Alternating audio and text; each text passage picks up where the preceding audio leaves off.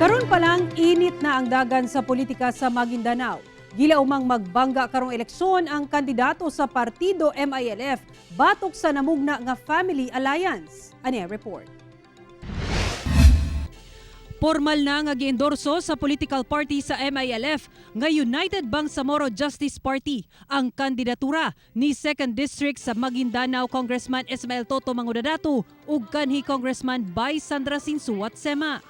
Mismong si BARM Chief Minister Ahod Balawag Murad Ibrahim ang miendorso sa ilang kandidatura pagka-gobernador o vice-gobernador karong May 2022 elections. The party which will garner majority vote will be the one who will set up the government. So kailangan namin ang political party in order to run the government. Giendorso usab ni Ibrahim si incumbent 1st District Congressman sa Cotabato City nga si Dato Ronnie Sinsuat ug igsuon niini nga si board member Dato Bimbo Sinsuat. Ug si Dato Jamael Sinsuat makaatbang usab niini ang pag-umangkon nga si incumbent Vice Governor Dato Lester Sinsuat sa ilang balwarte sa lungsod sa Dato Odin Sinsuat.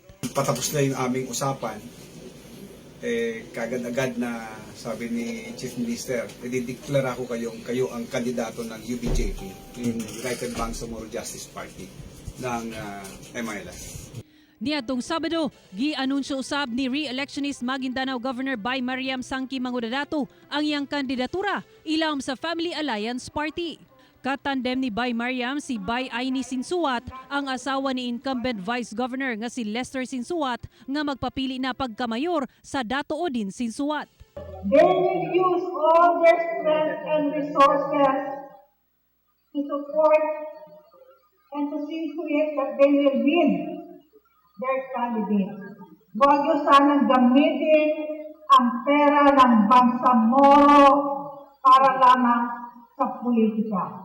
Daan ang nagpasidaan si Pangulong Rodrigo Duterte atol sa pagbisita niini sa Sultan Kudarat nga dili niya gusto og kagumot karong eleksyon, ilabi na nga mga magkabanay lamang ang magtigi sa tag-as nga posisyon sa Maguindanao Province.